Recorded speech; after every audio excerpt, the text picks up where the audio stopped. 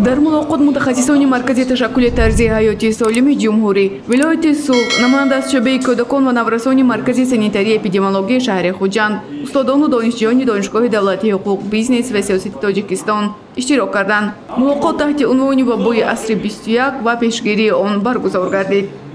Агар мо имрӯз риоя накунем қоидаҳои беҳдоштии худие ки аз тарафи вазорат пешниҳод шудааст, риоя мекунем, дар нақдиётҳои ҷамъиятӣ бениқоб ҳаракат мекунем, дар мақсад дар вақти дарс бисёриҳо беаҳамиятӣ мекунанд. Дар бозорҳо дида истодем, дар роҳравҳо боғҳо ба назар мерасад ки бетарафӣ мекунанд. мутахассисони марказ таъкид доштанд ки саломатиро ҳар нафар бояд ҳифз кунад. мутаассифона онҳо аз тарзи пешгирӣ ва риояи қоидаҳои беҳдоштӣ аз ҷониби ҷавонон ва наврасон изҳори норозигӣ карданд. таъкид карда шуд ки пеш аз ҳама ҷавонон дар ин самт намунаи ибрат бошанд. оид ба хусусиятҳои беморӣ, тарзи паҳншавии он, усулҳои ҳимоя маълумот дода шуд. ёдрас гардид ки донишҷӯён тамоми қоидаҳои беҳдоштиро дар мадди аввал гузошта дар ҷараёни дарс бо истифодаи мооиҳаҳои безараргардонӣ ва пӯшидани niqobҳои тиббӣ аҳамияти ҷиддӣ диҳанд. Мана niqobҳои дастмала як карат аст, яъне тарзи пӯшидани niqоб аз бандҳояш қапида мепӯше. тӯли 2.5-3 соат иҷозат аст ки niqобро пӯшем, барое ки агар зиёд аз ин пӯшем манамин ҷо худаш манбаи сироят мешавад, барое ки мо нафас мекашем ку инҷо намӣ мешавад, сироятники худ уша аллакай фаъол мешавад дар инҷо.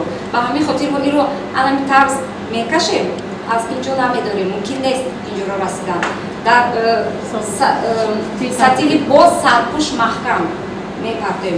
сарпӯш надошта бошад, дар пакетҳои полиэтилени меҳаст ку меандозему маҳкам мебандем, мепартем, барое ки агар инҷо сирояти ковид бошад то муддати зиёд то 8-10 соат меистад дар як niqоби мо.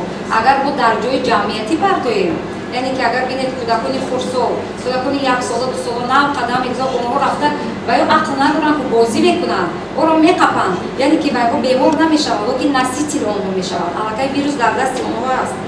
зимни мулоқот дониши тиббии донишҷӯён санҷида шуд. оид ба хусусиятҳои хоси вируси COVID-19 ва тарзи ҳимоя саволу ҷавоб сурат гирифт. сипас мутахассисони соҳаи тандурустӣ хулосаҳои худро баён сохтанд. дар донишгоҳи мазкур то ба имрӯз ягон ҳолати гирифторӣ ба коронавирус ба қайд гирифта нашудааст. дар мавриди санҷидани ҳарорати бадан ва муайян сохтани таб дар донишҷӯён онҳо 14 рӯз аз дарс озод мешаванд.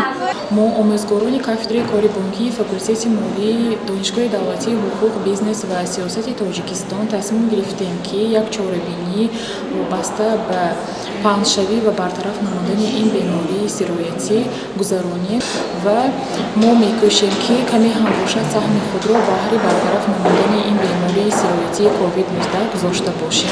мудири кафедраи кори бонкӣ доцент Даврон Юсупов гуфт ҳангоми пандемия дар мадди аввал саломатии донишҷӯён меистад. дар донишгоҳ барои таъмини солимии онҳо ва таъсир нагузоштан ба сифати таълим чораҳои зарурӣ андешида мешавад. барои ин хизматрасонии тиббӣ ва фаъолияти табибон таъмин карда шудааст. ва дар аксари давлатҳои дунё имрӯз мавҷи дуюми ин беморӣ то рафт паҳн шуда истода аст ва мо имрӯз дида истодаем ки давлатҳои абарқудрати дунё низ ба мисли амрико, ба мисли давлатҳои пешрафтаи аврупоӣ низ дар назди ин беморӣ истодагӣ карда натавониста истоданд.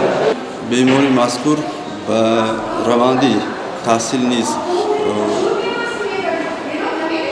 албатта таъсири худро расонд ва имрӯз дар донишгоҳ тамоми чораҳои зарури андешшуда истодааст то ин ки сатҳи паҳншавии ин беморӣ пешгирӣ карда шавад.